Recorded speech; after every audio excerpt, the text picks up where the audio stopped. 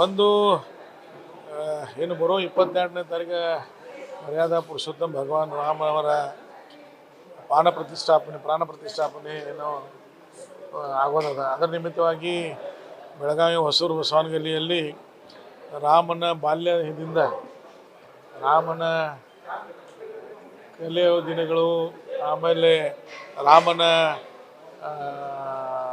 ವನವಾಸ, ಆಮೇಲೆ ಲಂಕಾ ಸನ್ನಿವೇಶ, ಆನಂತರ ರಾಮನ ರಾಜ್ಯಾಭಿಷೇಕ, ಸುಮಾರು 200 ಚಿತ್ರಗಳ ಒಂದು ಪ್ರದರ್ಶನಿಯನ್ನು ಆಕಾಶ ಬುಟ್ಟಿಯಲ್ಲಿ ಒಂದು ಹೊಸ ಪ್ರಯೋಗವನ್ನು ಮಾಡಿದ್ದೀವಿ.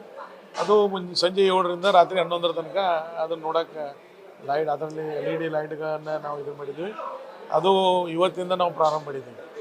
ಅದೇ ರೀತಿ ರಾಮನ ರೇಖಾಚಿತ್ರ ಅಂದರೆ ಟ್ಯಾಟು, ಸುಮಾರು 10,000 ರಾಮನ ಭಕ್ತರ ಕೈ ಮೇಲೆ ಪರ್ಮನೆಂಟ್ ಟ್ಯಾಟು, ಇದು ಕಾಯಂ ಸ್ವರೂಪಿ ಚಿತ್ರವನ್ನು ಬಿಡಿಸುವಂಥದ್ದು. ಅದು ನಾಡದಿಂದ ಪ್ರಾರಂಭ ಮಾಡ್ತಾಯಿದ್ವಿ. ನಾಳೆಯಿಂದ ಸುಮಾರು 80,000 ಕುಟುಂಬಗಳಿಗೆ, ಬೆಳಗಾವಿ ದಕ್ಷಿಣ ಕ್ಷೇತ್ರದಲ್ಲಿರುವಂತಹ 80,000 ಕುಟುಂಬಗಳಿಗೆ ಮೋತಿಚೂರು ಉಂಡೆ, ದಿಲ್ಲಿಯಲ್ಲಿ ಮಾಡುವಂಥ ಮೋತಿಚೂರು ಉಂಡೆಯನ್ನು 5 ಉಂಡೆಗಳ ಒಂದು ಬಾಕ್ಸನ್ನು ಪ್ರತಿಯೊಂದು ಮನೆಗೆ ಕೊಡುವಂಥ ಕಾರ್ಯಕ್ರಮ ನಾಳೆಯಿಂದ ಪ್ರಾರಂಭ ಮಾಡ್ತಾಯಿದ್ದೀವಿ.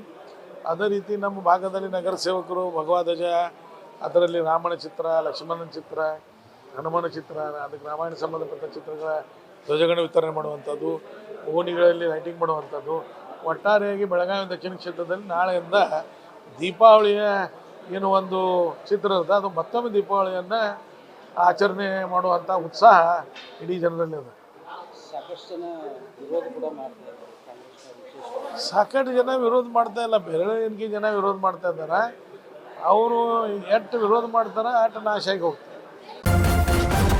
ನ್ಯೂಸ್ ಫಸ್ಟ್, ನಿರ್ಭೀತಿಯಿಂದ ನಿಮ್ಮ ಪರವಾಗಿ.